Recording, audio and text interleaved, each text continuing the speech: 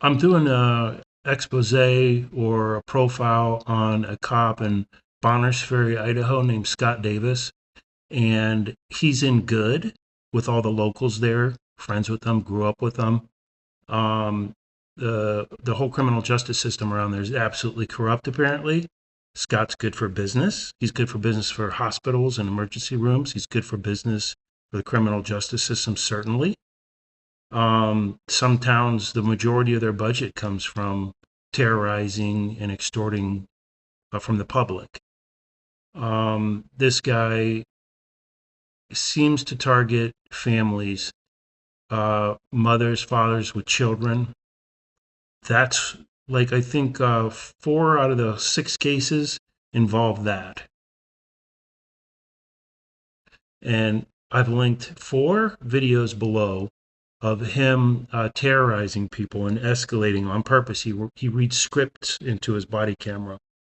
The one woman, he went into her home. She was accused of battery earlier in the day.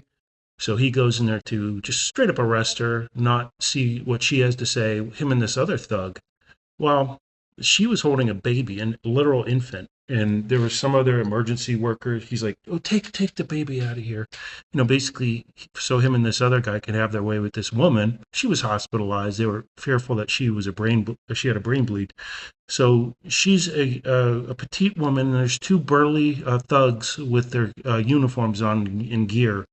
They just couldn't take her into custody without seriously injuring her. I don't know how it happened. So this guy Scott Davis, he looks like a doughboy. He's kind of doughy, kind of just doughy. He was like, oh, he said to the woman he was trying, oh no, don't do this. No, it doesn't have to be like this. Doesn't have to be like this. Oh, don't do that. Oh, it doesn't have to be like. So he reads into the script. Body camera, they can't see a full view. It's not an overhead view. So he's getting away with this. He's a psychopath. And so this is a woman, and they slammed her and injured her on the kitchen floor. Later, he smashed her up against wood stairs in her garage when she was handcuffed. And all the cops on the scene didn't do anything about it except give some concerned looks about Scott's behavior. And I shouldn't have had my face slammed on the kitchen counter. You'll have your time. Can I be let out of No, my sit down. handcuffs? Sit down. You sat Sit down or I'll put you down. Yeah. Twice. Yeah. Thank you. Okay, so when the fellow officers were at the woman's house that Scott and this other thug brutalized and hospitalized, there was in the garage where he threw her down on the stairs while she was handcuffed. There was other officers there who were visibly annoyed, with their looks or trying to be nice to the lady that is sitting there injured after being assaulted by a psycho. This while her hands were shackled behind her back. Oh, but they're annoyed. Cry me a river. Covert narcissism. Oh, I wish I could do anything, but the culture won't allow me. But, oh, I'm going to still collect that paycheck. You're a traitor. You're complicit. You're as bad as this psycho. I don't want to hear it. Tired of it. People are tired of your crap. 0 good cops because they don't do nothing to stop a literal assault right in front of their face of a vulnerable woman. They're all complicit. Each cop, I don't care how righteous they want to think they are agreeable to the worst among them. There's another guy he pulled over. He pulled this guy over 2 times, hospitalized him twice. It's just an elderly man. Also, this elderly guy, he had somebody in the passenger seat look to be about somebody that could be the age of his son. I don't know who it is, but again, it's a generation different. But he's like, you're reaching for stuff. The guy reached for a lighter to light a cigarette. And you reach for anything, I'm going to remove you out of that fucking vehicle. So any opportunity to recite into his body cam Scott Davis will create a narrative the guy wants to commit violence. It's almost like he has some S&M fantasy he's playing out on taxpayers. And he has the full support of his buddies and his friends in the criminal justice system there in that little toilet town that I wouldn't even drive through for $1,000. But that's what he's doing. All these videos are below. They're linked in the description. This is my psychological profile. And I would like to hear if anybody else has got something else to say, because this is a Sean Grayson or a Jared Rivas. Jared Rivas from Galveston. We all know who Sean Grayson is. This is this guy walking around. And he's damaging people. He's harming people. He put that mother in prison for a year. Him and this other lying thug assaulted her and hospitalized her. They accused her of assault. So they took a mother that had 2 babies and imprisoned her over nothing. The video's below. The video's below. I'm not making it up. This is a psychopath on the loose with a badge, and he's very thirsty to destroy families. Oh, thank you for covering me up. Stop it! Stop! No, you stop! You stop! Sit down. No, you can't. Sit down. Down. Stop fighting. Punks, liars, covert narcissism. Oh, I wish I could do something about it, but the system's against me. You're still getting a paycheck. Scumbag, all of you.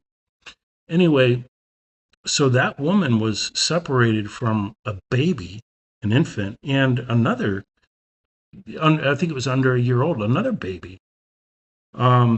Zero concern. The guy feeds off it. Like, there's a term called family annihilator. John List was, I think, probably the most famous, at least in the United States.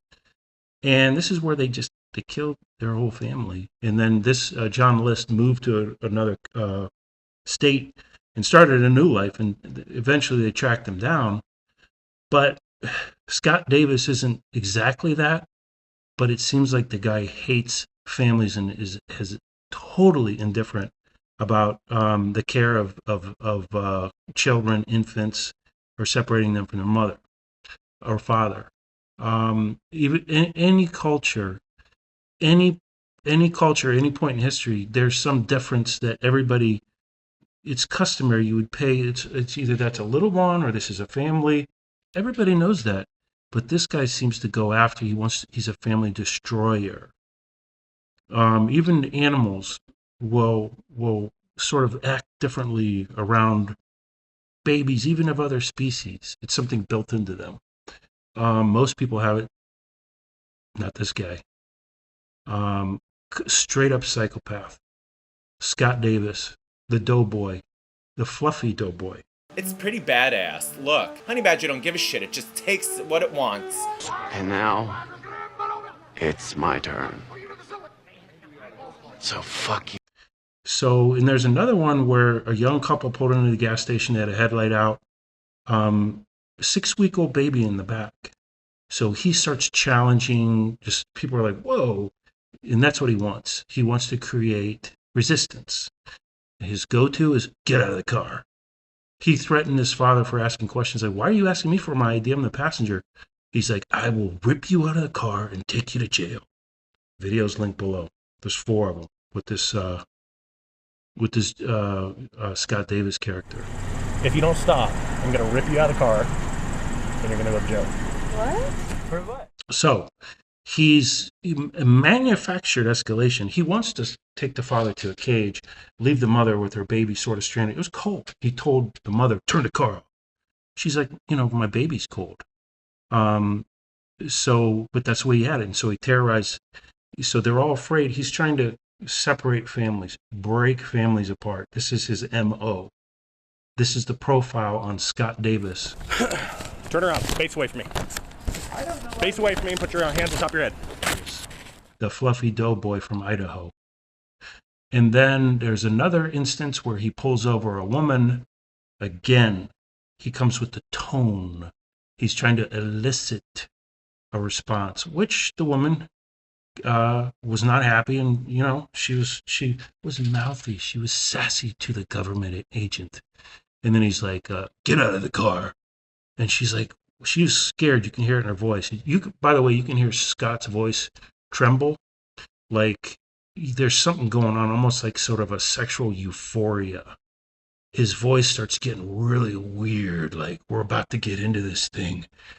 Like there's an arsonist was they found a videotape of him filming a house he lit on fire, and you can tell his voice is just really weird. It's like this euphoric, almost sexual kind of state, where they have this godlike power that they crave.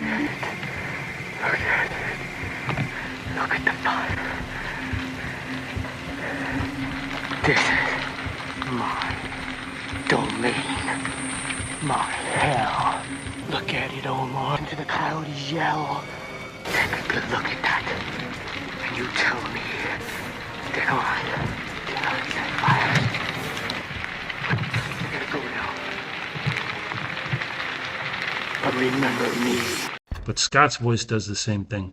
So the woman's like, no, she dials 911.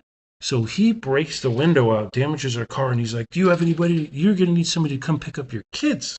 No, you're going to be removed from the vehicle. You're going to be removed from the vehicle. broke my window. Do not. This woman had 2 daughters in her vehicle. So on the side of the road, in the middle of the nowhere at night, this is what kind of predator. He's a predator. He's a family predator, Scott Davis. Sicko. And then finally, the higher up that covers for him and then condones it, the Blue Gang, the traders, the Standing Army. He's like, oh, well, there's kids inside. We don't want that. And that's the only thing that restrained this psycho. He